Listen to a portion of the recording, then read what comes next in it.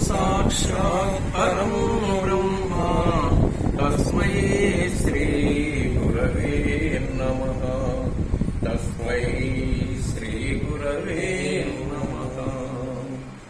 ब्रह्मादिभ्यो ब्रह्म विद्या सांप्रदाय कर्तृभ्यो वंश ऋषिभ्यो महाभ्यो नमो गुरुभ्यो नमः। नमो गुरुभ्यो नमः। अज्ञानतिमिरान्धस्य ज्ञानाञ्जनशलाकया चक्षुर्मिलितं येन तस्मै श्रीगुरवे नमः।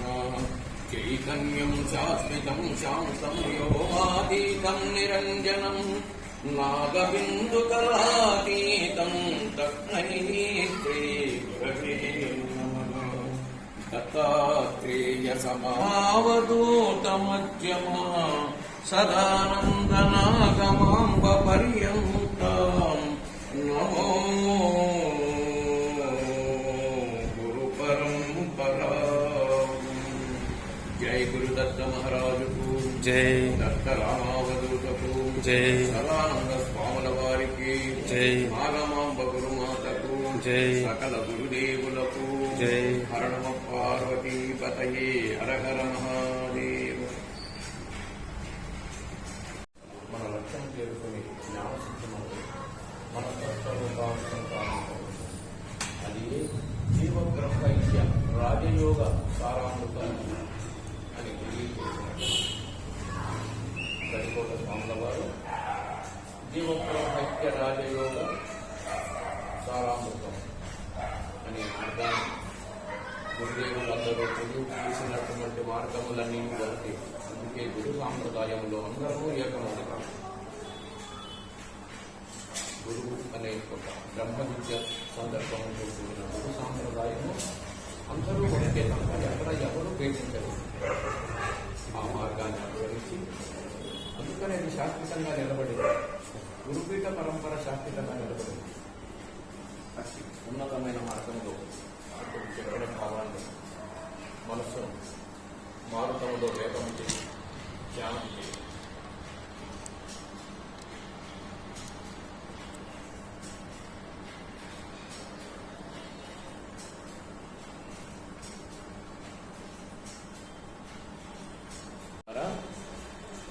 ఈరోజు మన మంగళగిరి శ్రీ గురుదత్తాత్రేయ ఆశ్రమం నందు కడప జిల్లా గడికోట ఆశ్రమ వాసులకు శ్రీ పరమహంస సచ్చిదానంద యోగీశ్వరుల వారిచే అక్కడ నిర్మించబడిన గడికోట యందు గడికోట స్వాముల వారి ఆశ్రమాన్ని సహజంగా పేరు తీసుకోబడుతూ ఉంటుంది.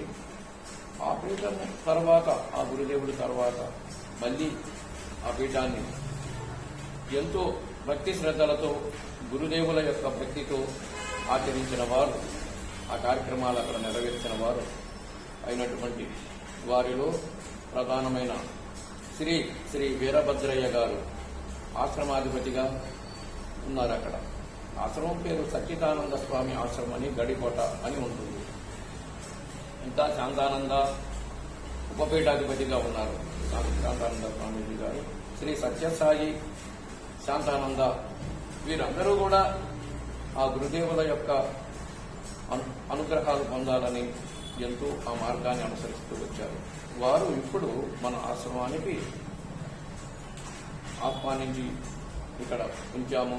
ఇక్కడ మన మంగళగిరి వాస్తవ్యులైనటువంటి కొంతమంది భక్తులు వారికి అక్కడ ఆశ్రమానికి వెళ్ళినప్పుడు పరిచయమై ఆ పరిచయమైన సందర్భంగా వారు మన ఆశ్రమానికి వచ్చారు. చాలా సంతోషము. ఈ నేపథ్యము, ఈ యొక్క ఆశ్రమము, వాటి యొక్క గురు పరంపర నేపథ్యము వారి ద్వారానే మనం తెలుసుకుందాం, విందాం.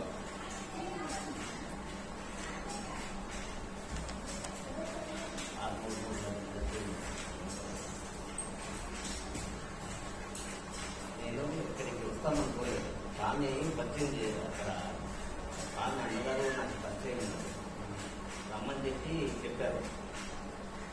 అదే వస్తాను సార్ టైం ఉన్నప్పుడు చెప్పాను.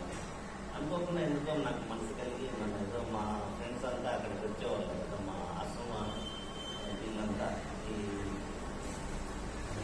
భాస్కర అశోక్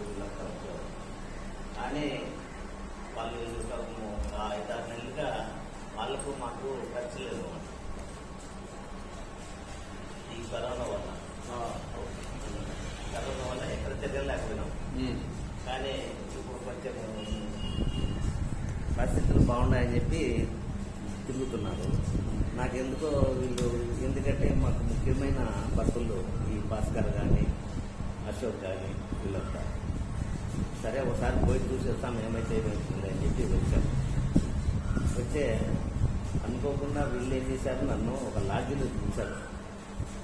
లాడ్జీలో దించితే అప్పుడు ఇక్కడ స్వామికి ఫోన్ చేశాను, నేను ఇట్లా వచ్చాను, ఇక్కడ దిగాను అని చెప్పి. అయ్యో ఎందుకు లాడ్జీలో 750 రూపాయలు పెట్టి ఎంతకుంటావు, ఇక్కడ మన ఆశ్రమం కూడా ఇక్కడే మనకు వసతి బాగుంది, ఇక్కడనే పడుతుంది. సరే అని చెప్పి ఇక్కడికి వచ్చాను. రామకృష్ణతో పరిచయం అయింది. రామకృష్ణ కూడా అది చెప్పాడు, స్వామి ఎందుకు అక్కడ ఆశ్రమం ఉంది కదా, బాగుంది ఇక్కడ, ఇక్కడికి వచ్చేయాలి. సరే అని చెప్పి ఇక్కడికి వచ్చాను. ఇక్కడికి వచ్చే వీళ్ళు కూడా మా కడప జిల్లా వాళ్ళే తెలిసింది, మాకు సంతోషం వచ్చింది. సరే ఇక్కడికి రావాలని చెప్పి వచ్చాను. తర్వాత మా స్వామి గడికోట స్వామి కూడా ఈ విజయవాడ కానీ ఇక్కడంతా పరిసర ప్రాంతాలంతా చాలా అనుబంధం ఉంది. నీటివీడు సంస్థానము రాణి భూదేవమ్మ గారు మొట్టమొదట స్వామికి అక్కడ పాట వేయించేదానికి ఆయన 10,000తో డబ్బులు ఇచ్చింది. ఆయనకు లాస్ట్లో ఆయన స్వామి దేహం ఇచ్చిన తర్వాత ఆయన కనిపించాడు, ఫస్ట్ ఆయనకే కనిపించాడు. తర్వాత ఇక్కడ వచ్చి కొద్ది రోజులు సత్సంగా కూడా నడిపాడు విజయవాడలో. ఇప్పటికి కూడా ఉంది, ఆయన అక్కడ సత్సంగం నడిపింది. అదంతా దేవాలయాన్ని కట్టారు, కానీ వాళ్ళు ఒక మూల రాసి పెట్టారు, గడికోట స్వామి ఆశ్రమం ఇది అని చెప్పి గడికోట స్వామి గురించి అంతా రాసి పెట్టారు. అదేదో ఇది మల్లికార్జున పెట్టారు, ఆ దగ్గర ఉంది. అట్లా ఈ విజయవాడకు మా ఆశ్రమానికి దగ్గర సంబంధం ఉంది. తర్వాత ఈ కృష్ణా జిల్లా పామారులో కూడా స్వామి గడికోట స్వామి, మలయాళ స్వామి, రమణ మహర్షి ముగ్గురు కలిసి పెద్ద వ్రతం చేశారట. రమణ మహర్షి చెప్పాడు, వాళ్ళ పుస్తకాల్లో ఉండాలి. ఇక్కడ ఈ పరిస్థితి ఇక్కడంతా తిరిగారు, వాళ్ళు ముగ్గురు తిరిగారు. అట్లా మాకెందుకు ఇది విజయవాడ అంటే మాకు ఒక ప్రేమ, ఇక్కడికి రావాలని. మా స్వామి ఇక్కడంతా తిరిగాడు అని చెప్పి తెలియకుండే మాకు కలిగింది. అప్పుడప్పుడు మేము వస్తానే ఉంటాము, కానీ మాకు ఈ విషయాలన్నీ తెలియదు. స్వామి ప్రతిభ చేసింది ఇదంతా. తర్వాత నాకు ఋషికేశ్ నుంచి ఒక ఫ్రెండ్ ఫోన్ చేశాడు, అయ్యో స్వామి అక్కడ పెద్ద ప్రతిభ చేశారు, స్వామి మలయాళ స్వామి, తర్వాత ఆయన రమణ మహర్షి కూడా ముగ్గురు కలిసి చేశారని చెప్పి. అనుకోకుండా నాకు ఇదంతా ఇంకో పిలిపిస్తుంటుంది ఏరియా, అట్లా వచ్చేవాడిని. ఇప్పుడు స్వామితో బాగా ఇది అయిపోయింది. రామకృష్ణ మంచి మిత్రుడైనాడు. సరే ఇప్పుడు ఇంకా వీళ్ళంతా వీళ్ళ బ్యాచ్ ఉంది, అందరం కలిసి అక్కడికి ఏదో కొండకు పోదాం అనుకున్నాం. కానీ వచ్చి 3 రోజులు అయిందని చెప్పి స్వామి లేడు. స్వామి నేను తగిన మాట్లాడి పోయినాము. సరే మళ్ళీ ఈసారి పోదాము, 1 నెలలో ఉన్నాక వస్తారు మళ్ళీ అని చెప్పి చెప్పాను. ఇప్పుడు గడికోట యొక్క విశిష్టత ఏంటి, స్వామి అసలు ఏదో శాస్త్రంలో ఎప్పుడు పరంపరించారో వారి చరిత్ర చెప్పండి. స్వామి 1921-22లోనో గడికోటకు వచ్చాడు. అక్కడ దాదాపు 25 ఏళ్ళు అక్కడే ఉన్నాడు. అక్కడే ఆయన తపస్సు చేసింది అక్కడే, ఆ సిద్ధి పొందింది అక్కడే. సిద్ధి పొందిన తర్వాత అక్కడ ఆ స్థానికులతో కొంచెం ఇబ్బందిగా ఉండి అక్కడి నుంచి బెంగళూరుకి పోయినాడు. బెంగళూరులో మైసూర్ మహారాజు ఈయన చూసి రానిలేదు. స్థలం అయినా ఏర్పాటు చేస్తాం, మీరు ఎక్కడికి పోవచ్చు స్వామి, ఇక్కడే ఉండాలని చెప్పారు. ఇంకా స్వామి అక్కడే ఉండిపోయినాడు. అందులో ఇది ఇంటర్నేషనల్ ఇది స్వామి సెంటర్, మీరు ఎక్కడికి పోయినా ఏ దేశం పోవాలని అని చెప్పి అక్కడ ఆయన ఆడిపోయిన తర్వాతనే ప్రపంచమంతా తిరిగాడు. అన్ని దేశాలకు పోయినాడు, చాలాసార్లు అక్కడ ఉపన్యాసాలు ఇచ్చాడు దేశానికి. అట్లా తిరుగుతాగా అక్కడనే ఉండిపోయినాడు. తర్వాత అక్కడనే జీవ సమాధి అయిపోయింది. ఈ గ్రంథం రాసింది కూడా గడికోట రాశాడు. అన్నాడు. నా- అంటే వారు ఉన్నప్పుడే ముద్రించబడింది అక్కడ వారు- ఇక్కడే ఇది అక్కడ మెడ్రాసులో స్వామి ఒక ప్రెస్ పెట్టించాడు. మెడ్రాస్ స్వామి ప్రెస్ పెట్టించి ఆ కాలంలో స్వామి పేరుతోనే ఒక వీధి అంత ఉన్నది. మొత్తం ఏ ఇది బోర్డు చూసినా కూడా సచ్చిదానందర్ కంపెనీ, పండ్ల పొడికి కూడా సచ్చిదానందర్ పండ్ల పొడి అని చెప్పి ఉండేది. అట్లా వీధిలో అన్ని ఏ అంగడి చూసినా కూడా స్వామి పేరే ఉండేది. ఒక పెద్ద ఇది జరిగింది. తర్వాత ఆయన అక్కడ నుంచి అక్కడ ఎప్పుడైతే లేకపోయినాడో అవన్నీ మారిపోయినాయి. మాట్లాడుతున్నారు అట్లా ఇక్కడ అక్కడ ఉన్నాడు. అక్కడ నుంచి ఇంకా ఎప్పుడైతే బెంగళూరు పోయినాడో ఇంకా అక్కడనే సంబంధం చేసినాడు. తర్వాత నాకు స్వామి అనుకోకుండా తీసిపోయాడు. నేను కండక్టర్గా పనిచేసేవాడిని. ఈ డ్యూటీ వేశారు. డ్యూటీ వేసి నేను పోయి కంట్రోల్తో కొట్టాను. అయ్యా ఏరియాకి నేను ఎప్పుడు పోలేదు, నన్ను ఎందుకు పంపిస్తావాడు? లేదు వేశాను, కుదరదు, ఎవరు పోరు ఆ డ్యూటీకి, నేను వేశాను ఏదో పొరపాటున, నువ్వు ఎక్కడైనా కంపల్సరీగా పోయి రావాల్సిందే. సరే అని ఆ మరుసటి రోజు డ్యూటీకి వెళ్ళాను. డ్యూటీకి వెళ్ళి గడికోటకి వెళ్ళాను. గడికోటకి వెళ్ళి బస్సు తిప్పుకొని వస్తా అంటే స్వామి యొక్క తపస్సు చేసిన స్థలం దగ్గరికి వస్తానే అది ఒక పెద్ద అడవిలాగా ఉంది. గుర్తించలేదు ఎవరు. ఆ ప్లేస్ కూడా నాకు కూడా తెలియదు. అక్కడికి వచ్చానే మా బస్సే చెడిపోయింది. డ్రైవర్ ఇంకా పోదన్న బస్సు రేపే ఇంకా మనం పోయేది, నేను ఇక్కడనే పనుకో అని చెప్పి ఆ బస్సును తీసుకుని చెట్టు కింద పెట్టాడు. అక్కడే వాళ్ళతో కలిసి ఉన్నాను. అక్కడ ఉండే వాళ్ళతో వాళ్ళే భోజనం ఏర్పాటు చేశారు. ఏదో పెద్ద బంధువు మాదిరి నన్ను చూసుకున్నాడు. తర్వాత వాళ్లకు నాకు ఒక పెద్ద అనుబంధం ఏర్పడింది. అక్కడ పోయి వస్తా అంటే ఇక్కడ స్వామి ఉన్నాడు ఒక ఆయన, శంకరేశ్వర స్వామి. శంకరేశ్వర స్వామి నన్ను తీసుకుపోయింది అక్కడికి. వాళ్ళ ఇంటికి వస్తా అంటే ఆయన పిలిచిపోయాడు. పిలిచిపోతే చెప్పాడు, నాయన నా తర్వాత ఉత్తరాధికారి నువ్వే, ఈ ఆశ్రమం నీతోనే ఇది డెవలప్ కావాలా. ఈ 70 ఏళ్ళ నుంచి ఎవరు కూడా చేయలేకపోయినారు. ఎంతోమంది పోలీసులు గొప్ప గొప్పలు వచ్చారు, కానీ ఎవరు కట్టలేకపోయినారు. అది నీ పేరుతో లిఖితమైంది, నీతోనే కావాలా అని చెప్పారు. ఏం స్వామి, నేను కండక్టర్, నేను బతకలేక పూర్తి చేసుకుంటున్నాను, నా చేత ఏమవుతుంది, స్వామి చేయిస్తాను నాన్న, నీళ్ళు ఉంది చేయిస్తాను అని చెప్పాను. అట్లే జరిగింది. ఇక్కడ 4 బండలు తీసుకుపోయి గూడు పెట్టాను. స్వామి గూడు పెట్టి ఫోటో పెట్టి ఒక 3 నెలలు భజన చేయించాను. తర్వాత ఆ స్థలంగల్లో మీకే ఇస్తాము, మీరే కట్టుకొని చెప్పి వచ్చి మాకు ఇచ్చారు. మాకు ఇచ్చిన తర్వాత అక్కడ స్వామి గుడి కట్టించాము. తర్వాత పక్కన ఈ శివాలయం కట్టించాము. అంతా భక్తులతోనే కట్టించాము. ఒక విఘ్నేశ్వర గుడి కట్టించాము.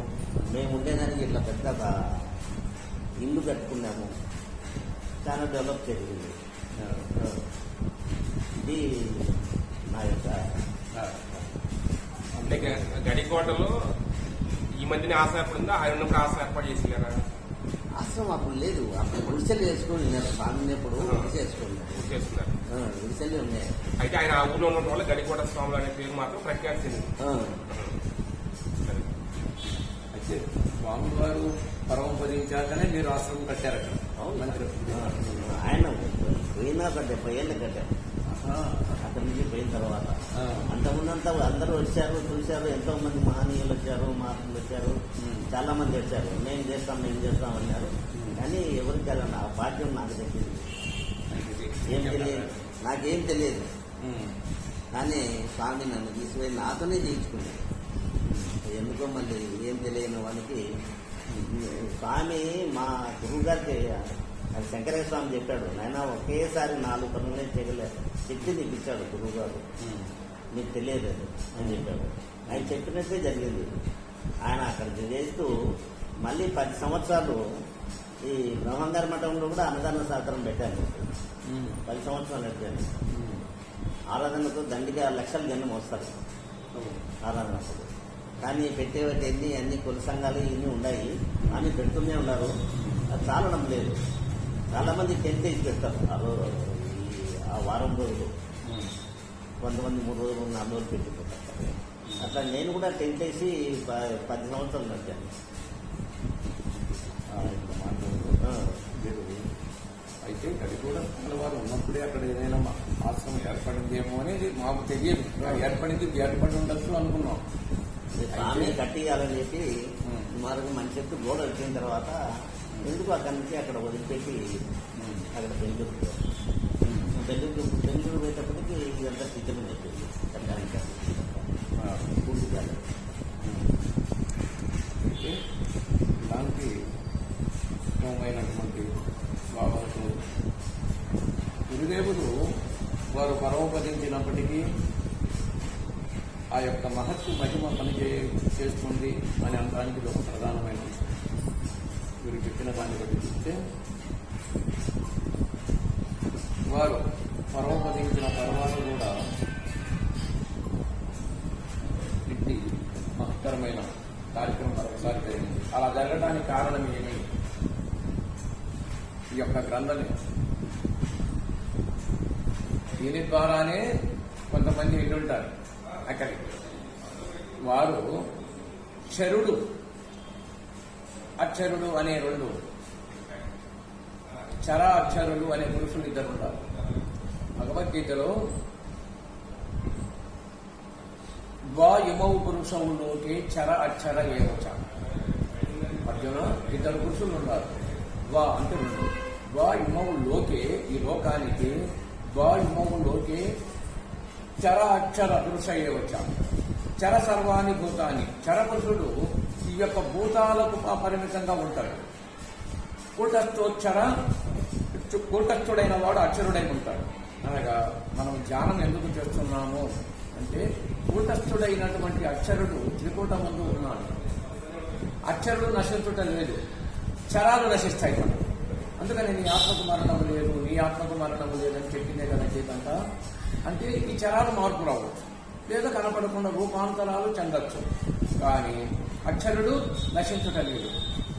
అక్షర బ్రహ్మమైనటువంటి ఈ గ్రంథము మళ్ళీ ఇన్ని ప్రేరణలు చేసింది. ఈ గ్రంథం లేకపోతే కొంతమంది కొన్ని చోట్ల పరిచయాలు ఉండేది కాదు. అపారంగా ఈ పుస్తకం యొక్క ఈ గ్రంథం యొక్క పరిణామం. గ్రంథం కూడా చాలా పెద్దది.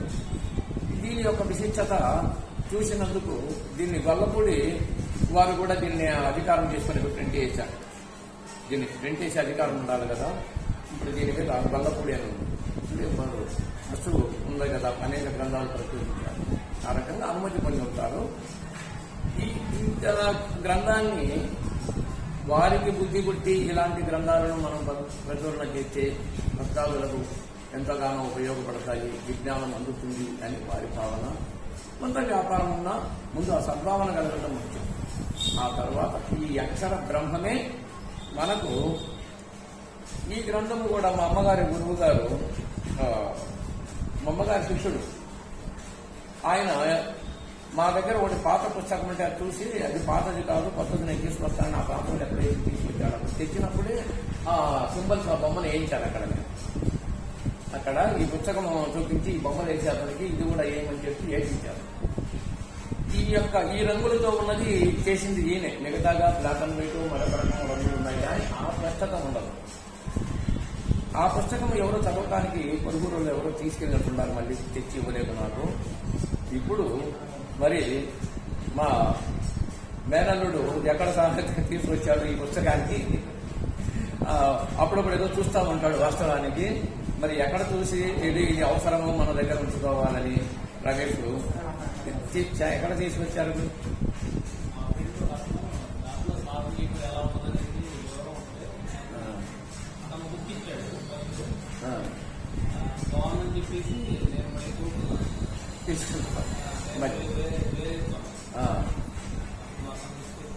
ఇందులో రమేష్కు ఒక అంటే ఏ ఒక్కటి అవసరమైనా అది అత్యంత విలువైన ఉంటుంది. ఒక్క విషయం మనకు తెలియబడినది చాలా విలువైన ఉంటుంది.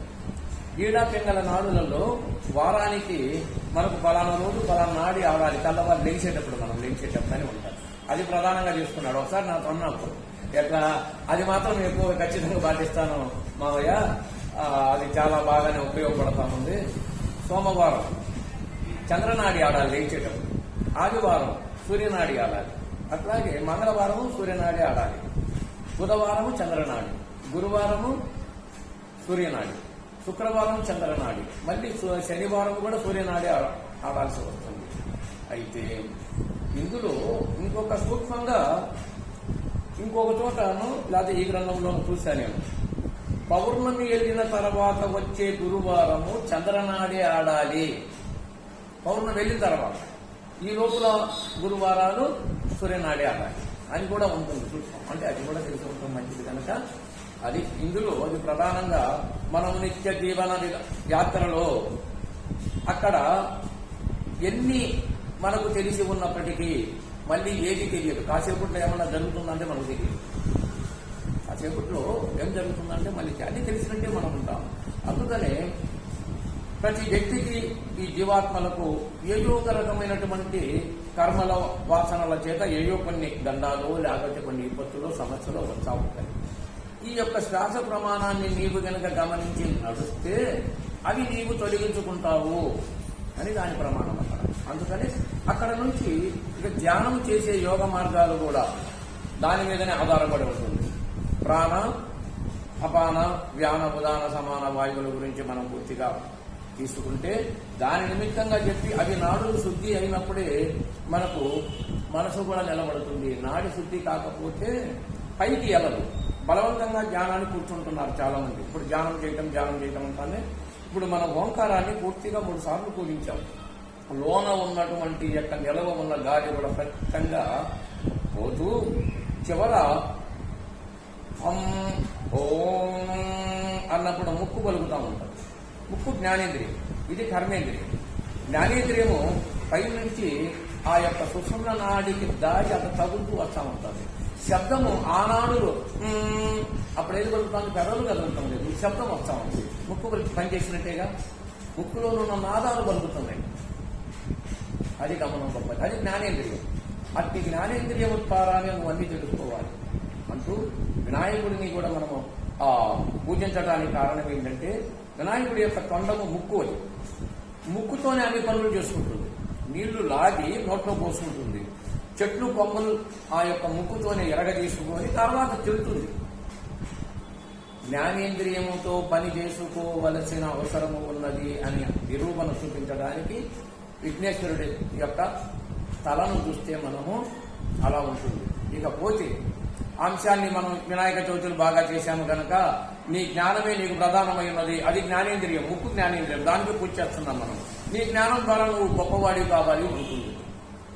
మన యొక్క తలని ఒక చెంపని ఇటు కనుక ఎక్సరే తీస్తే ఆ వినాయకుడి యొక్క తొండము లాంటి యొక్క లోన ఎక్సరే తీస్తే లోన ఉన్నది చూస్తాను కదా, అది పడుతుంది. ఎక్సరేలో కూడా చాలా గొప్పది ఉండాలి. మన కంటి కనుపాపలో మీ తాతని మీరు ఇప్పుడు లేడు, మీ తాత ఒకప్పుడు మీరు చూస్తుంటారు బాగా.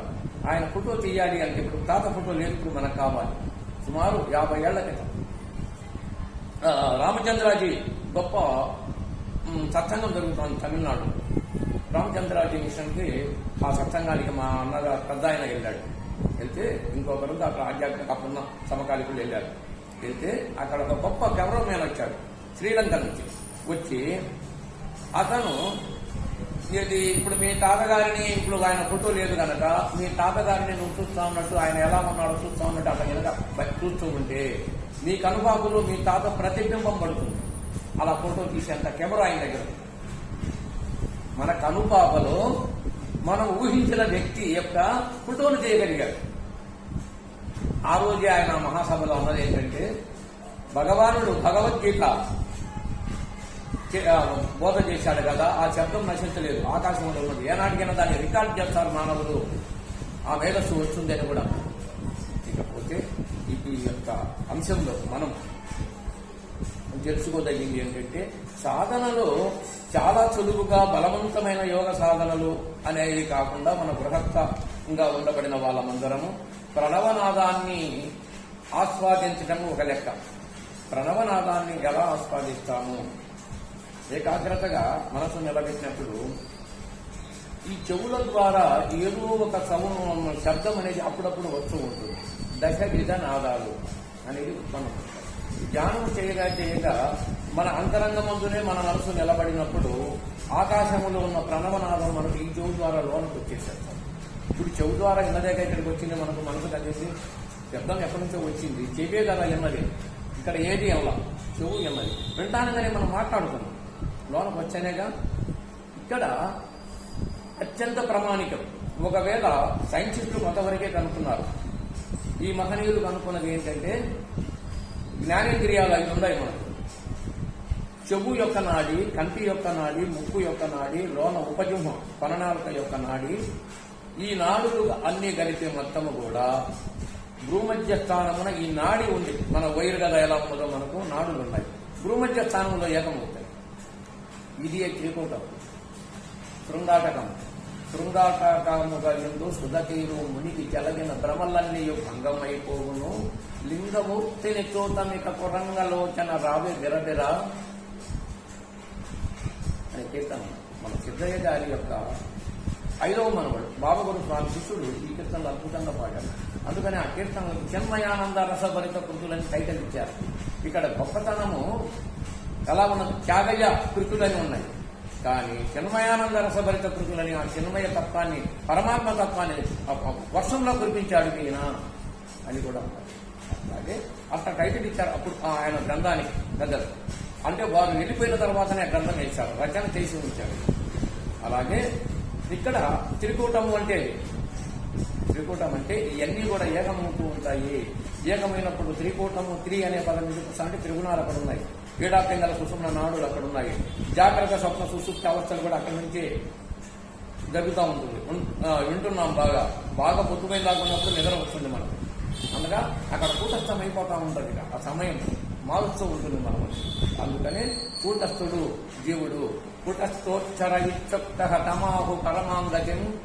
ఆ కూటస్థుడు అనే అక్షరుడు ఉన్నాడు అక్కడ, వాడు జీవాత్ముడు. అక్షరుడు నశించడం లేదు, క్షరాలు నశిస్తున్నాయి, అక్షరుడు నశించడం లేదు. ఈ గ్రంథము కూడా గురువు గారు పరమపదించారని ఇప్పుడు 60-70 ఏళ్ళు అయింది అన్నారు కదా.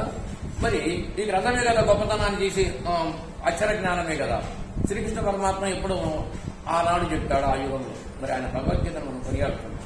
అంటే ఒకవేళ ఆయన వచ్చాడు అనుకోండి, వచ్చి ఆయన అలా గీత గాని గొప్ప విద్య గాని మనకు చెప్పినప్పుడు ఆయన గొప్పగా పూజిస్తాం.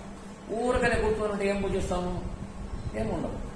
లేదు, ఒక విగ్రహాన్ని పెట్టుకున్నాం, ఆయన పేరు పెట్టుకున్న విగ్రహాన్ని కూడా మనసులో తలుచుకుంటాం. ఎందుకని ఇవన్నీ విన్నాం కదా. ఇప్పుడు గురువుగారి గురించి కూడా పూజ చేసేటప్పుడు ఆయన ఫోటో ఉన్నప్పుడు ఇది ఈ భావాలు కొన్ని విన్నందుకు మన మనసు పూజనీయంగా వారిని పూజించడానికి మన మనసే ఇష్టపడేది.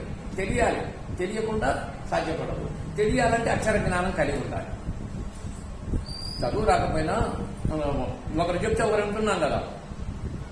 నువ్వు చదవకపోయినా నేను చదవకపోయినా ఒకరు చెప్తే మన ఇద్దరు విన్నాము చాలు కదా.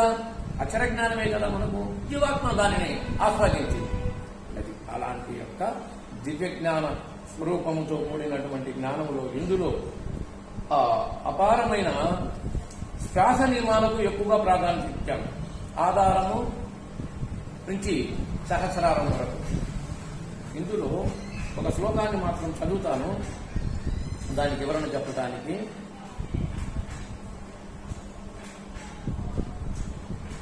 ప్రతిదినము శ్లోకము చదవాలంటే కన్నా తాత్పర్యాన్ని టైం ఎక్కువ తీసుకుంటుంది. ప్రతిదినము 24 గంటల లోపల నిమిషమునకు 15 శ్వాసలు, నిమిషమునకు 15 శ్వాసలు నడుస్తున్నాయి. ఒక నిమిషానికి బయటికి వెళ్ళి లోనకు రావడం 1 కింద లెక్క. బయటికి వెళ్తే 1, లోనకి వెళ్తే 1 కాదు. అట్లా ఉండదు లెక్క. రాకడ పొగడ కలిసి ఇప్పుడు రాత్రి పగలు కలిసి ఒక రోజు అవుతుంది. పగలంతా ఒక రోజు, రాత్రి ఒక రోజు అవడం లేదు కదా. ఇది కూడా అలాగే లెక్క చేసుకోవాలి. అట్లాగే లోనకి బయటికి పోవడం వల్ల ఒక నిమిషానికి 15 శ్వాసలు ఆడుతాయి మామూలుగా మనందరికీ. ముక్కు ద్వారములను గుండా నడుచుతున్నవి ఈ రకంగా.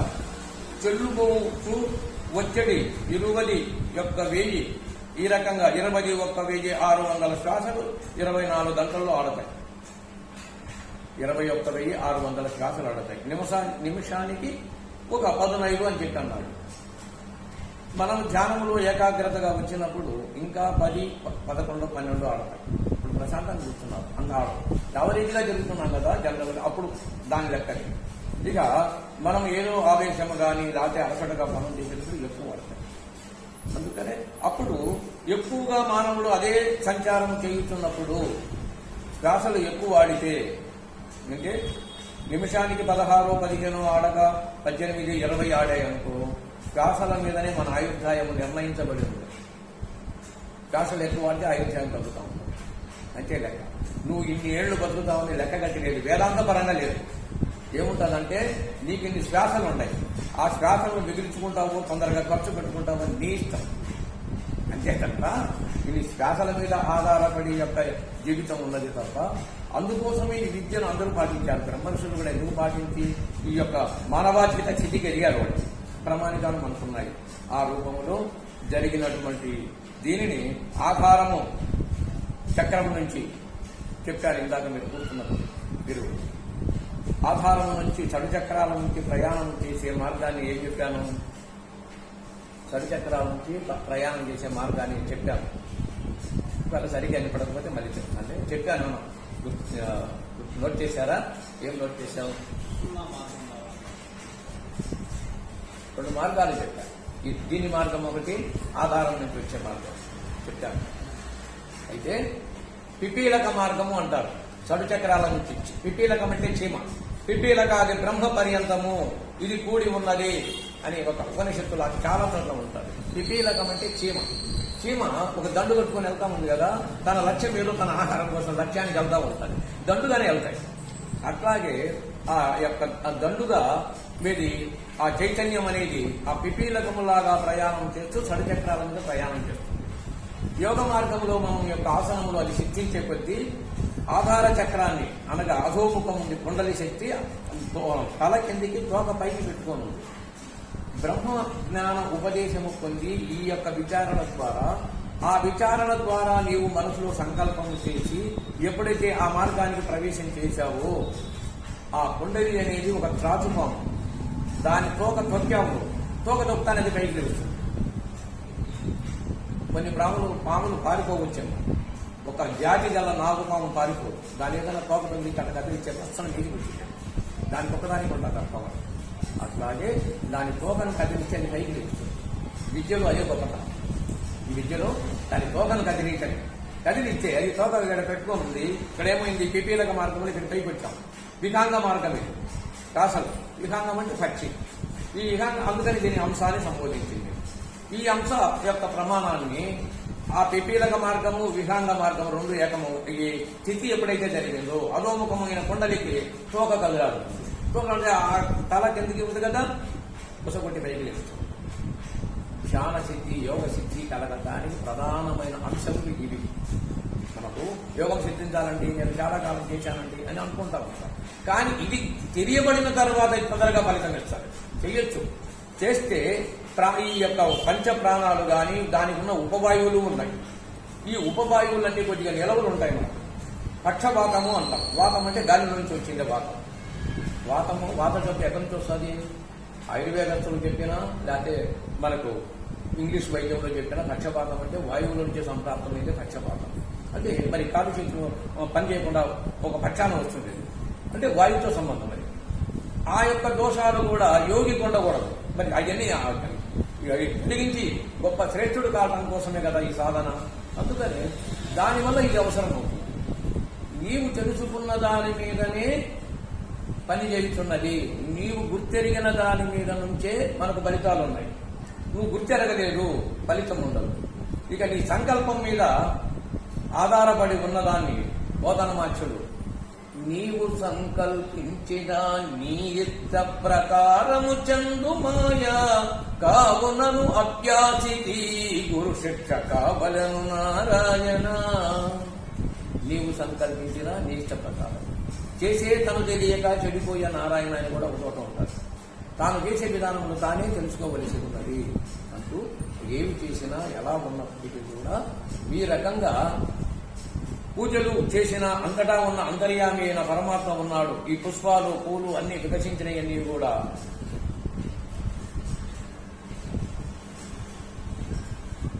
పరమాత్మ ప్రత్యక్షంగా ఎలా ఉంటాడు, ఎలా చూస్తాము? ప్రహ్లాదుడు చూచాడు. ఇప్పుడు కూడా మనకు అలాంటి తత్వం ఏర్పడితే ఆనందంగా కూర్చుంటాం. ధ్యానశక్తి పుత్రాలు ఈ విషయము పరమాత్మ యొక్క పరిణామం. అంత ఒక చిన్న పుష్పాన్ని నువ్వు పట్టుకున్నా అది వికసించడానికి కారణం ఎవరు? మనం కనిపెట్టడానికి మన తల్లిదండ్రి కారణం అనుకుంటున్నాం. ఏ పని చేయాలన్నా కారణం ఉంది కదా. కారణము కార్యం ఈ లేకుండా ఉందా? లేదు. పోనీ కారణం లేకుండా కార్యం మనం మాత్రం చేస్తామా? మనం కూడా చెయ్యం కదా. అలాంటి స్థితిని మనము ఆలోచిస్తే కార్యకారణములకు హేతువై ఉన్న ఇది ఏ పరతత్వం అయితే ఉన్నదో అతి పరతత్వం పరమాత్మ. ఈ ఇష్టమంతా ఆయన యొక్క పరిణామశీలము. పరమాత్మ యొక్క పరిణామశీలమే ఇష్టము. ఆయన శీలము అనంతం. అందుకే ప్రకృతి ఎప్పుడు చెడతంగా. మనం ఇవాళ ఎంత అమృతతత్వంగా ఆహారాలు వండుకున్నా ఒక రోజు 2 రోజులు ఏమైపోతాయి? వస్తాయా? పనికిరాదు. మనం కృత్రిమంగా ఫ్రిడ్జ్లు కనుక్కున్నాం. కానీ అట్టనే దాంట్లో ఎక్కువ రోజులు పెట్టుకుని తిన్నా నేను ఆరోగ్యంగా సెలెక్షన్ అయిందేం కాదు. తాజాగా వస్తువు తీసుకోవటం ఆరోగ్యవంతం. కానీ నెల ఉంచుకొని తిన్నది అది మాత్రం ఎంత? దానికి కూడా ఇబ్బందులే. అందుకని అయితే పరమాత్మ యుగాలు గడుస్తున్నాయి. యుగాలు ఎన్నో గడిచాయి. కానీ ఈ ప్రకృతి పరిశీలనం ఎలా ఉంది? పరమాత్మ పరిశీలన ఎప్పుడు నిత్యం నూతనంగా ఉండాలి. ఈ ప్రకృతి అంతా సూర్యోదయం నక్షత్ర మండలాలు నిత్య నూతనమే మనం చూడటానికి. ఎందుకంటే పద్దాక సూర్యుడు కనపడతాడని అంటామా? కనపడటం కోసం ఎదురు చూస్తాం. పైగా గొప్ప విశిష్టత వెలుగు వస్తానే మెరుడు పనిచేస్తుంది. అందరికీ సహజంగా మీకు తెలిసి ఉంటుంది. మనం బాగా నిద్రపోయేటప్పుడు లైట్ ఎవరైనా చంటకాశి కూడా వెలుగు వచ్చింది. వెలుగులో నుంచి మెరుడు పని చేసేది. మెరుడు పని చేస్తే తెలివి వచ్చింది. తెలివి ఎక్కడి నుంచి వచ్చింది? ఇప్పుడు వెలుగులో నుంచో వచ్చింది. అంతేనా? ఇప్పుడు కటికి చీకటి అయిందనుకో ఒకరికొకరు ఉన్నప్పుడు ఏం చేస్తాము? ఏమి కోరుతుంది మనం తెలివి. ఇప్పుడు తెలివి ఎక్కడ ఉంది? ఎక్కడి నుంచి వచ్చింది? అలాంటి వెలుగు ఇందులో ఉంది. ఈ యోగం ఎందుకు చేయాలి ఈ యోగము అంటే ఎందుకు చేయవలసి వచ్చింది ఈ యోగాన్ని? ఎందుకని? నీ అంతర్యామి అత్యంత దానికి రాత్రి పగలు లేదు. మన జ్ఞాన నేత్రానికి రాత్రి పగలు లేదు. ఎప్పుడు ఉపయోగించుకుంటుంది. మేలుకొన్నప్పుడు వ్యవహారికాలు అనగా మనం థియేటర్లోకి వెళ్ళినప్పుడు వెళ్తానే లైటింగ్ వేసి తెరగుడ్డ బాగానే ఉంటుంది. లైట్ తీసేసి తెరగుడ్డలు కాసేపు బొమ్మలు ఇలా మేలుకున్నప్పుడు ఇవన్నీ నడుస్తాయి. మనం మళ్ళీ నిద్రపోయాము, తెరగుడ్డ ఖాళీగానే ఉంటుంది. మన అంతర్యామి అయిన నాద బిందు కళలలో ఈ 2 యొక్క వాసనలు కూడా దాంట్లోనే లయం అవుతాయి. బిందు లయమే కాక పరమెందు లేదు ఇక అందున కంటిని రామ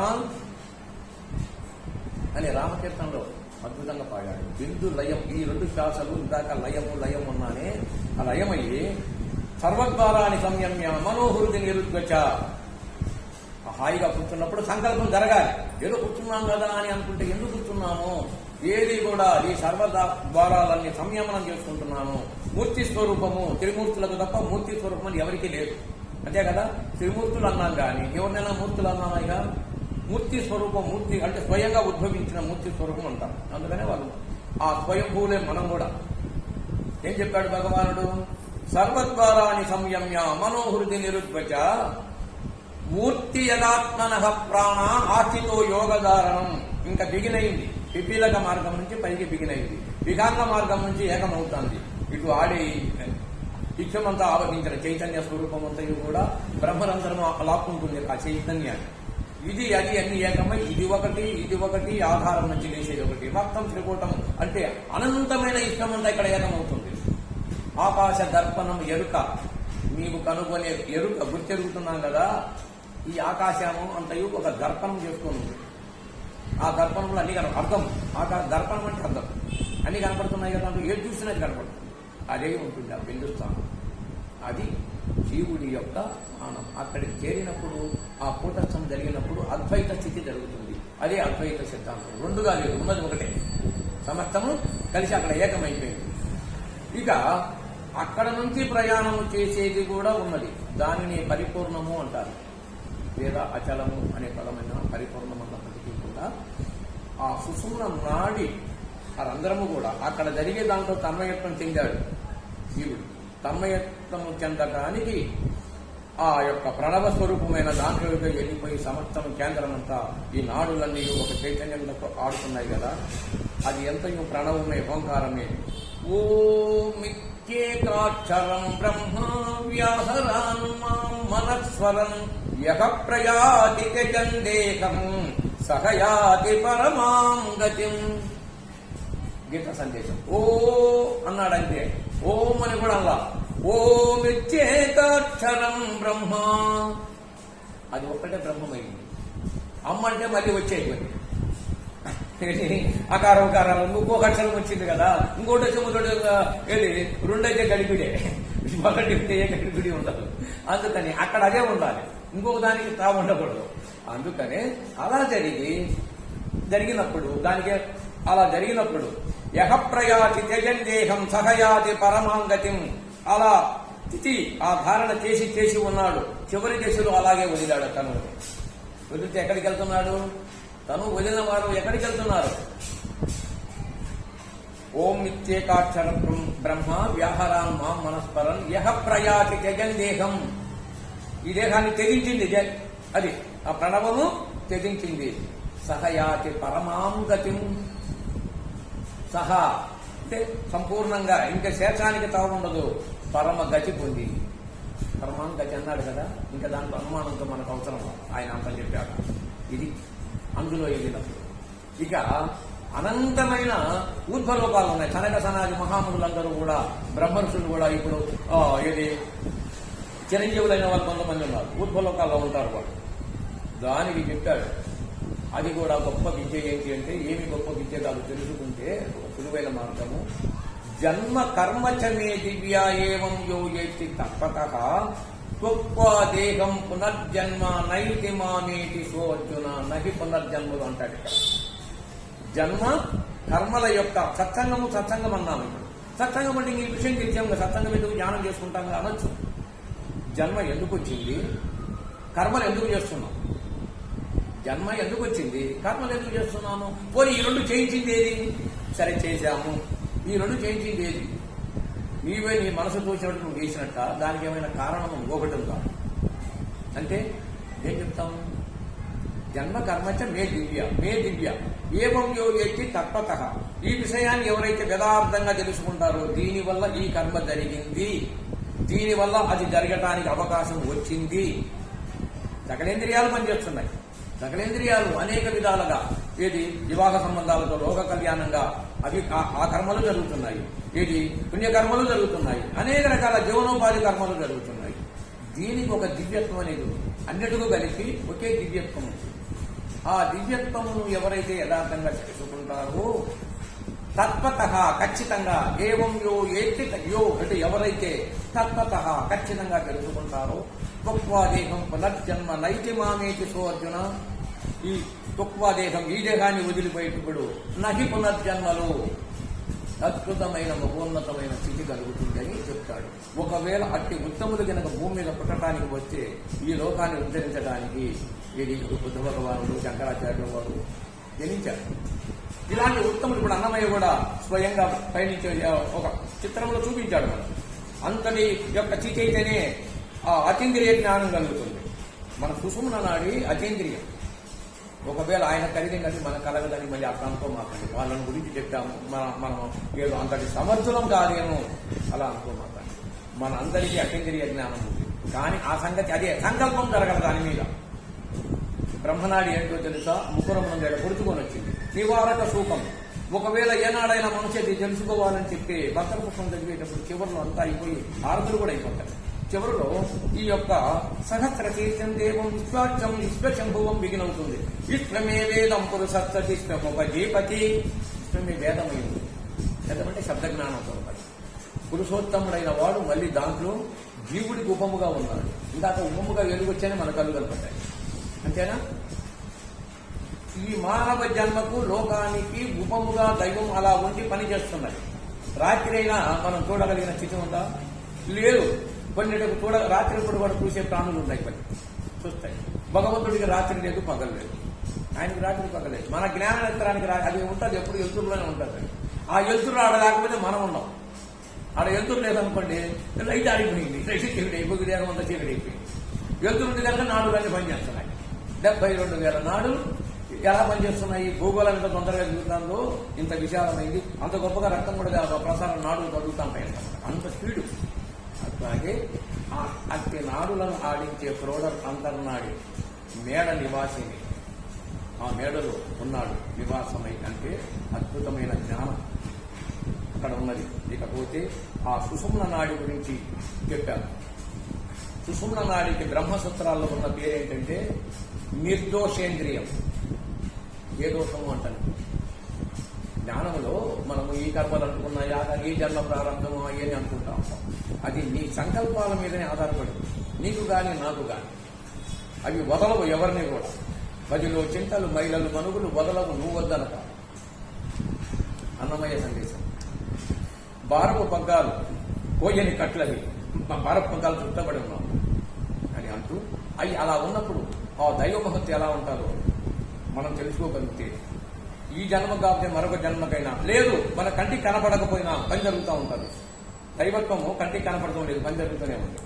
అట్లాగే ఒకవేళ ఆ స్థితిని పూర్తిగా పొందిన వారు మహనీయులు ప్రత్యక్షంగా మనకు తెలిసిన ఈ గుర్తెరగల విషయాన్ని ఇచ్చివాడు అతని ఇంటిని కూడా గుర్తెరగలేకపోతున్నాడు. అట్లాగే మనం చూసాం, ప్రమాణికాలు మీరు చూశారు, మీరు చూసినప్పుడు నేను చూశాం. ఆ విషయాన్ని చెప్తున్నాను. శ్రీకృష్ణుడు 12 ఏళ్ల వయసులోనే కంసుని చంపడానికి మధుర వెళ్ళాడు. వాడు కనపడుతూనే ఉన్నాడు బాలుడిగా. కనపడుతూ ఉంటే పట్టుకోవడానికి వెళ్తాడు, బయలైపోతాడు. ఆకాశం ఇప్పుడు బయలుగా ఉంది కదా, బయలు ఏం పట్టుకుంటాడు ఇప్పుడు అట్లా అవుతున్నాడు. మళ్ళీ ఇక్కడ కనపడతాడు, ఇక్కడ పట్టుకుంటాడు పోయి. వీడు బలవంతుడు కూడా పట్టుకుంటా ఉంటే ఏమవుతున్నాడు, బయలైపోతున్నాడు. బాగా గమనించండి. బ్రహ్మ విద్యులు మహామహా అవధూతలు, ఇప్పుడు అవధూతలు మహనీయులను చూడాలి, వారిని దర్శనం చేయాలి, వారి ఆశ్రమాలు వారి స్థావరాలు వచ్చినా మనకు పుణ్యమైపోయి అని కూడా ఈ భావనలో ఇల్లు ఉంటారు. అయితే అట్టి మహనీయులు యొక్క అనుభూతి ఎలాంటిది అని అంటే ఇట్టి జ్ఞాన సంపన్నతతో ప్రయాణం చేసిన వారు. అట్లాగే అట్టి జ్ఞాన సంపన్నుడైనటువంటి ఆయన అట్టి వారు ఈ అవధూతలు పూతోట లింగావధూత చెప్తాడు. బయలై ఉన్నడురా బ్రహ్మము బయలై ఉన్నాడు, బయలై ఉన్నాడు భ్రాంతుడు ఉడికిచే కాయరహితమై కన్నులేదుతాం. ఇప్పుడు ఇది ఎంత కార్యం ఉంది, అందుకని చేయగలుగుతాను కాక. కాయరహితమేగా, కాయం అంటే ఇదే. ఈ రహిత అయితే మనిషి ఉన్నాడు అనుకో అర్థం ఇక్కడ, లేదా ఇది ఏదైనా ఉందనుకో నా చేయడం తిరుగుతుంది, ఇక్కడ తిరగదు. కాయరహితమై కన్ను లేదు, అన్ని కన్ను లేదుటే ఉన్నాడు. ఇంకెక్కడ తిరుగుతాము ఇప్పుడు? తిరుగుచేంతవరకు బాగుంది. ఇకపోతే అట్లా శ్రీకృష్ణుని పట్టుకోవడానికి వెళ్తున్నాడు, బయలైపోతున్నాడు. ఇవన్నీ సన్నివేశం చూశాక చిత్ర రూపంలో, కథ రూపంలో. అది ఒకటి జరిగిందా? ఏమి చేయలేకపోయాడు. వాడు అలసిపోయాడు, అటు దూరికి ఇటు దూరికి అలసిపోయాడు. కాసేపటికి అలసిపోతాననే స్పృహ దక్కినట్టుగా కొద్దిగా ఉంటే వెంటనే అలిసిపోయాక పడ్డాడు. ఆ శక్తినంత అలిసిపోయాక ఈయన మీద పడ్డాడు, అయిపోయాడు. అంతంత భయపడి ప్రాణాలు వదిలాడు. రెండోసారి రాయభారంలో జరిగింది. దుర్యోధనుడు శ్రీకృష్ణుని కట్టేయాలని చూశాడు. సహజంగా చరిత్ర భారతంలో ఉంది, చిత్రంలో చూపించారు. తాళ్లు పగ్గాలు మహాబలమైన తీసుకొచ్చారు. మొత్తం చుడుతున్నారు. ఆయన చుట్టి లాక్కెళ్ళి పడేసి అక్కడ యుద్ధం అంతా అయిపోయాక అప్పుడు చూస్తున్నాం ఆయన సంగతి. రూమ్ లో పడేద్దాం, గదిలో పడేద్దామని అనుకున్నారు. చుట్టారు, బాగానే ఉంది. లాగినప్పుడు ఏమొస్తా ఉన్నాయి, తాళ్ళు బయటకు వస్తున్నాయి. ఆయన అక్కడే ఉన్నాడు. తాళ్ళు బయటకు వస్తున్నాయి, ఆయన అక్కడే ఉన్నాడు.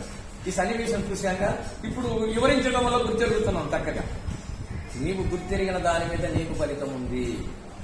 ఏ విద్య అయినా సరే నీవు ఆ యొక్క నీకు పరీక్షా సమయం వచ్చినప్పుడు ఆ పరీక్షకు సరైన సమాధానం రాస్తే టెస్ట్ మార్క్ పడింది. పరీక్షకు సరైన సమాధానం లేదనుకోండి, టెస్ట్ మార్క్ పడుతుందా? అది ఎంతో పిల్లలకు అదెంతో విద్యాభ్యాసంలో మన పరిస్థితి అంటేగా. అందుకనే తెలుసుకోవాల్సి, అందుకని ఇంత విద్య కావాలి. ఇంత గ్రంథాలు ఏమి లేదు, ఒక మాటతో చెప్పచ్చు కదా, ఆయన ఉపదేశం చెప్పచ్చు, ఆయన ధ్యానం చేసుకోమని. ఇంత గ్రంథం అందుకోపోతే ఎంత శ్రమపడ్డాడు ఈ గ్రంథానికి, ఎంత శ్రమపడి రాశాడు ఈ వివరాలన్నీ. ఎన్నో ఉపనిషత్తులు కూడా తీసుకున్నాడు, భగవద్గీత శ్లోకాలు కూడా తీసుకున్నాడు. ఇందులో ఒక శ్లోకం ఉంటుంది, ఎప్పుడో నా దగ్గర ఉన్నప్పుడు చదివాను. మన యొక్క దైవత్వానికి మన జీవత్వానికి చెప్తాడు. సూర్యో యత సర్వలోకస్య, ఈ లోకానంతా సూర్యుడు కిరణాలు ప్రసరిస్తున్నాడు. సూర్యో యత సర్వలోకస్య చక్షుషే దోష నహి వాక్యం. అనగా ఇక్కడ ఉన్నటువంటి దోషాలన్నీ కనపడుతున్నాయి, ఆయనకేమైనా ఎందుతాయా? ఏది? అట్లాగే పరమాత్మ ఏకత్వంగా అంతటా ఉన్నాడు, ఆయనకేం అంటడం లేదు అంటాడు కింది పాదం. పరమాత్మ కూడా ఆయన అంతటా ఆయన దృక్కు పడుతుంది. అంతటా పడినప్పటికీ ఈ దోషాలేమో ఆయన ఏం అంటడం లేదు. ఆయన సన్నిధానంలోనే మనం అన్ని పనులు చేసుకుంటున్నాం కూడా. ఎన్ని యుగాల నుంచి ఆయన అట్టాగా ఉంటారు. ఆనాడు మొట్టమొదటి యుగం ఎవరైతే ఏర్పడ్డారో వైవస్య మనువు తర్వాత ఇక్ష్వాకు మహారాజు, అక్కడి నుంచి లెక్క ఉంది మనకు. క్రీస్తు శకమని ఎలా అనుకుంటున్నామో అక్కడి నుంచి లెక్క వచ్చింది. సరే, అప్పటి నుంచి ఆయన ఉన్నట్టేగా చూస్తానే ఉన్నాడు లోకాన్ని, అట్లాగే ఉన్నాడు. అది దివ్య చైతన్యం. ఆయనకు కాలు చెరువు లేవు కనుక కర్మ లేదు. ఆ బింబానికి మనకు ఒక జ్ఞానం కలగాలి. కాళ్ళు చేతులు ఉంటే కర్మలు ఉంటాయి, కాళ్ళు చేతులు లేకపోతే కర్మలు ఉంటాయా? కాళ్ళు చేతులు లేవు కనుక బింబంగా కనపడుతున్నాడు కానీ కాళ్ళు చేతుల్లో కనపడతాను. ఇది దైవ మహత్తరమైన మహత్వం. కాళ్ళు చేతులు లేనివాడు కడవమంత చేత పట్టి ఒక్క పారి లేదు అంతా ఒకటి మోసం. నీ ఆత్మకు మరణం లేదు, దానికి ఏ దోషం లేదంటే ఆడుతున్న ఈ శ్వాసను ఆడిస్తున్నాడు భగవంతుడు. ఈ శ్వాసను మనకు పోసి కాళ్ళు చేతులు లేవు దీనికి ఆడిస్తున్నాడు. కాళ్ళు చేతులు లేని వాడే కదా. కడవ ముంత అంటే ఈ తలకాయ కడవ అంటే ఇదంత దేహం. దీంట్లో ఎంతో నీరు తాగుతుందని చెప్తున్నాం ఇలా అనుకోవచ్చు. లేదు పూర్వం కబీల బావులు ఉన్నాయి, నీరంత పొలాలకు దొరుకునేవాడు. కడవ ముంత చేత బట్టి మోసనం అంటే ఒకవేళ ఈ జీవుడు పని చేస్తా ఉంటే నీరంతా తోడి పొలాలకు పోసుకుంటాండేవాడు. అక్కడైనా ఆ రోజున్న బావి నీళ్ళని ఖాళీ చేసేవాడు. లేదు ఇది కడవ ముంత అని ఎలా ఆలోచించినా సరిపోతుంది. మోసేవాడు ఎవడు అంటే కాళ్ళు చేతులు లేనివాడు మోస్తున్నాడు. ఇప్పుడు ఎట్లా ఉంది? మోస్తున్నాడా లేదా మనకు? మరి ఇంతకుముందు దాని మీద పరిశీలన ఉందా? ఇక ధ్యానానికి ఒకటే జడ్జిమెంట్.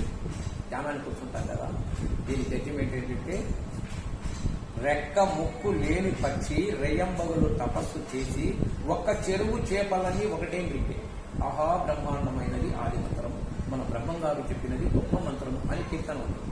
సిద్ధయ్య పాడినట్టు ఉంది. అయితే రెక్క లేదు ముక్కు లేదు పక్షి రెయ్యంబగులు తపస్సు చేసి ఒక్క చెరువు చేపలని ఒకటే మిగిలి. రెక్క ముక్కు లేని పక్షి చెరువు చేపలన్నీ మిగిలిందంటే ఎలా ఉంది? ఇప్పుడు ఇది ఒక ఆశ్చర్యం. అందుకని ఇది తొందరగా అర్థం కావడానికి టైం ఎక్కువ తీసుకోకుండా, చెరువు అనేది మన హృదయం. రెక్క ముక్క లేని పక్షి ఇదే. దీనికి రెక్కలు ముక్కులు ఏమి లేవు కదా. ఇందాక కాలు చేతులు లేదు అనుకున్నాము, అది లేదు. దీనికి కూడా అదే పని చేస్తారు. ఇప్పుడు ధ్యానానికి యోగ మార్గంలో ఉన్నాం. రెయ్యంబగులు తపస్సు చేసి కనుక తపస్సు చేయడం అంటే ధ్యానం చేసినప్పుడు మన హృదయం అనే చెరువులో చేపలంటే ఏవి అంటే మన సంకల్పాలు కదిలాడుతున్నాయి కదా. మన హృదయంలో పొద్దాక ఈ చేపలనే సంకల్పాలు కదిలాడుతున్నాయి. అది దీని ద్వారా దాంట్లో ఉన్న సంకల్పాలని ఇదొకటే మింగేసేసి కదలకుండా సంకల్పరహితముగా ధ్యానం అప్పుడే కదా సిద్ధించింది. దానికి చెప్పాడు ఆ బరువు. ఇది యొక్క ధ్యాన యోగ మార్గాలను ఇది ప్రథమంగా పరంపరగా కూడా పోతుంది. ఇంతవరకు ఏంటంటే ఒకవేళ అక్షరాభ్యాసం నుంచి చిన్నపిల్లల కంటే వాడికి ఇప్పుడు అర్థం కాదు. మనమంతా ఒక అవగాహన జ్ఞానంలో ఉన్నాం. 20 బాల్యం, 20 నుంచి 40 యవనం, 40 నుంచి 60కి వచ్చేసరికి వీరి దానిని బాల్య యవన కౌమారం, 60 నుంచి వృద్ధాధ్యం అనేది ఒక లెక్క. ఇక పురుషార్థాలు మనమందరము ఒక మహనీయులను దర్శిస్తే మనకు మంచి జరుగుతుంది జ్ఞానం అనుకుంటాం. మనం ఏం పూజ చేసినా ఒక సంకల్పం కూడా జరుగుతూ ఉంటుంది. ధర్మార్థ కామ మోక్ష చతుర్విధ ఫల పురుషార్థ సిద్ధ్యార్థం. ఇందులో అవి సిద్ధించడానికి మనం ఇది తెలుసుకొని ఏ ప్రాంతానికి వెళ్ళినా ఏ మహనీయుల దగ్గరికి వెళ్ళినా వాళ్ళ అనుగ్రహం కానీ మన అంతరంగం పైకి లేవుస్తూ ఉంటాం కానీ జరుగుతుంది. ఏం చెప్పాడు విష్ణు సహస్రనామాలో చెప్తాడు దీని ఆన్సర్. చతురాత్మ, చతుర్భావ, చతుర్వ్యూహ, చతుర్భుజ అని వస్తాడు. 2 చోట్ల వాడాడు. 15వ శ్లోకంలోనూ 82వ శ్లోకంలో ఉంటుంది. ఈ చతురాత్మల గురించి చెప్తాడు. బాల్యంలో పిల్లగాడి ఆ ఆత్మ ఎలా ఉంది? ఇప్పుడు మనం ఆ స్థితిలో ఉన్నప్పుడు మనం ఎలా ఉన్నాము? ఆ ఆత్మలో ఉన్నది నేనే, అలా ఉంటాను నేను. రెండోది చతురాత్మ, చతుర్భావ, భావాలు ఆ సమయానికైన భావాలు ఉంటాయి, వ్యూహాలు ఉంటాయి. తర్వాత నువ్వు వయసు వచ్చింది నీకు వ్యూహాలు పొందడానికి.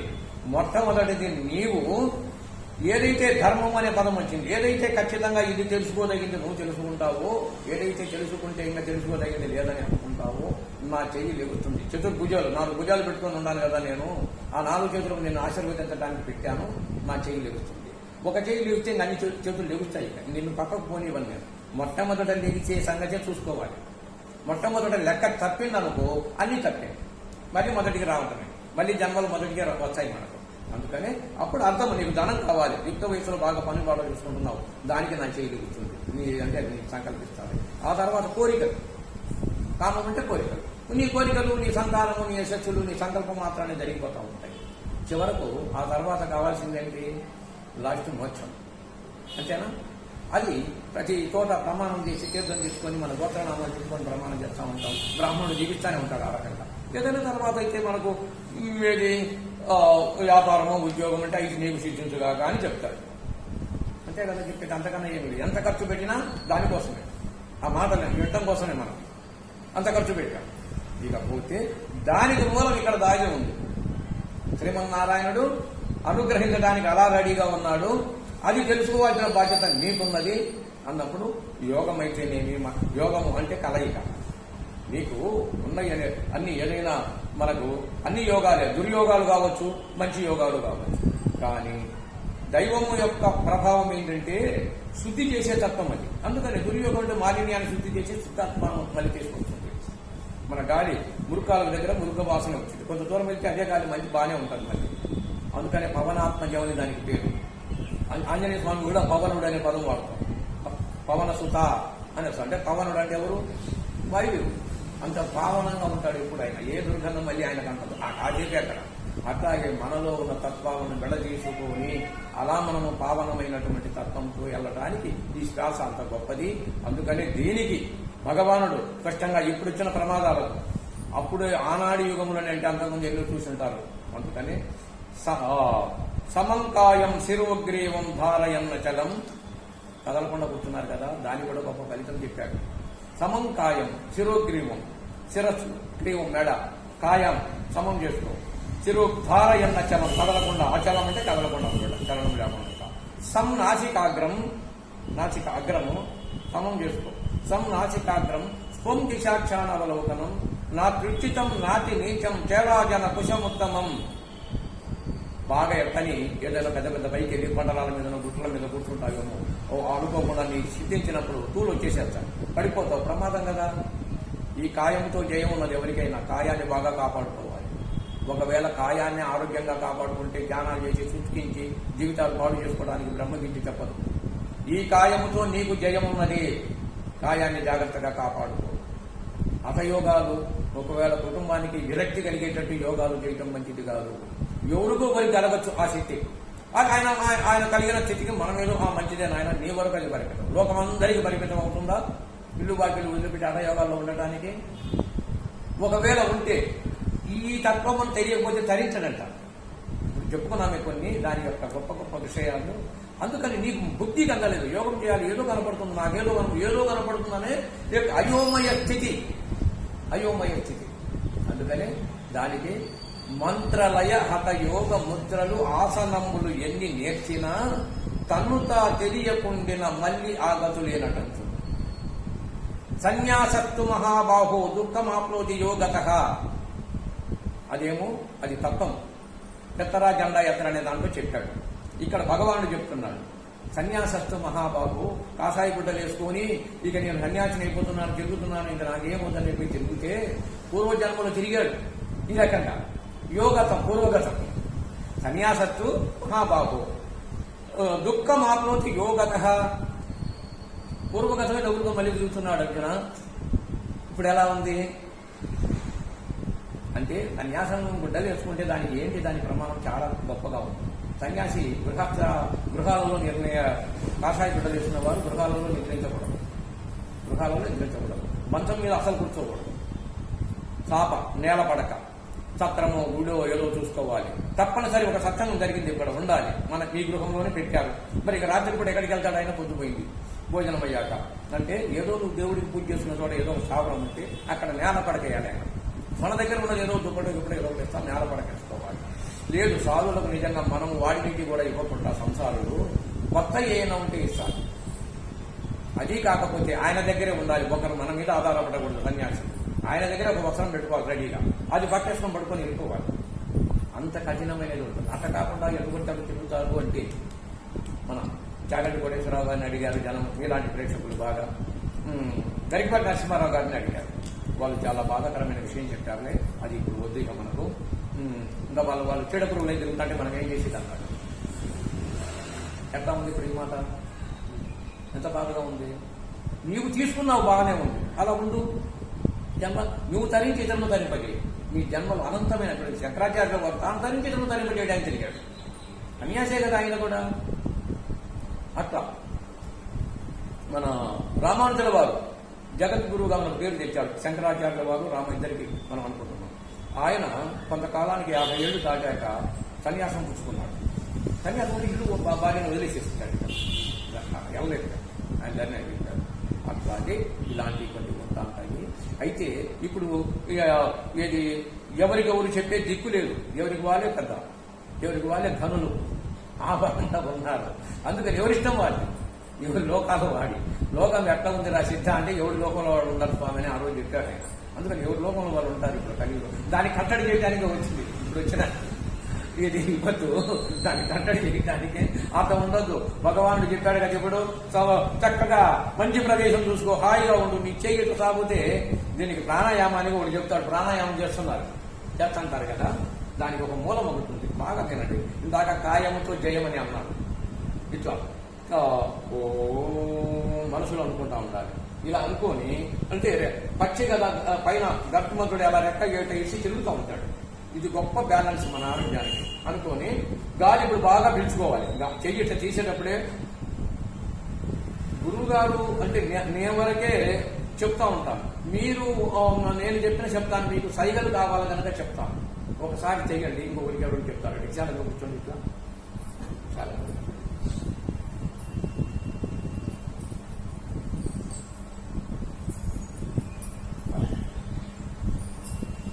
చెయ్యి తగలకుండా చక్కగా ఉండాలి. ఇట్లా పైకి ఉండకూడదు, ఇట్లా కిందికి ఉండకూడదు. భుజానికి నీటుగా ఇట్లా ఉంది కదా. నేను అంటాను ఇట్లా చేయి తీస్తున్నాను, మీరు కూడా ఇలా పెట్టుకోండి. మీరు ఓం అని అనమాకండి, మీకు సైగ కోసమే అంటాను.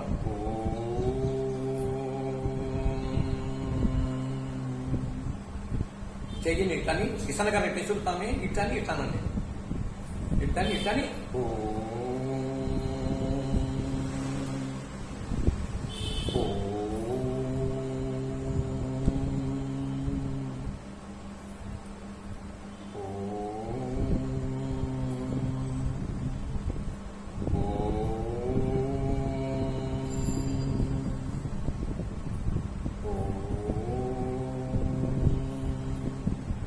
ఇట్లా 8 సార్లు చేస్తే ఒక పీరియడ్.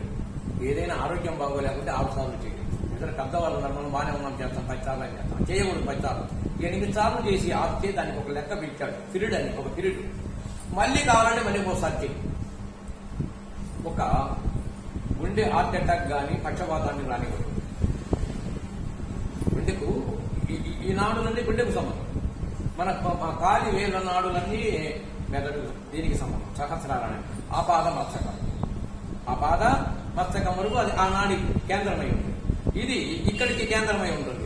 అప్పుడు చక్కగా నీట్గా ఇట వెనకని మళ్ళీ వెనకిట్టని ఇట్లా లాగితే ఈ సర్క్యులేషన్ చాలా మంచిది. నాడులు స్వచ్ఛంగా బాగా ఉంటాము. ఇప్పుడు శ్వాసనేమో పెట్టాం, హాయిగా పిలుస్తున్నాం. మళ్ళీ బాగా పీల్చుకున్నాక మనకు కణాలు ఉన్నాయి, కణాలు పడిపోతున్నాయంటే డాక్టర్ గారు గాలి బాగా పీలు అని చూస్తూ ఉంటాడు. కణాలు బాగా ఉన్నాయి లేదా అని. ఇప్పుడు కణాలు వృద్ధి చెందడానికే అయితే మనలో కణాలు తగ్గిపోతే ఎలా ఉంది పరిస్థితి. అందుకని కణాలు కూడా బలంగా ఉంటాయి.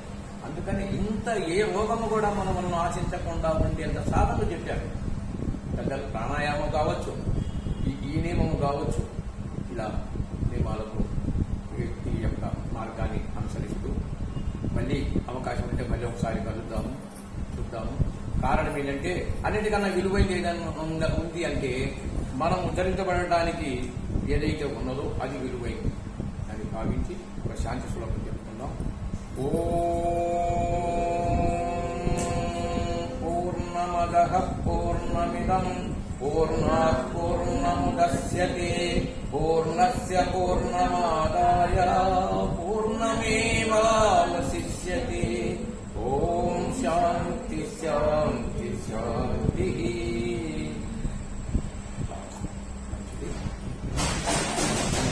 శాంత స్వరూపంలో ఎనిమిది ఉంటుంది.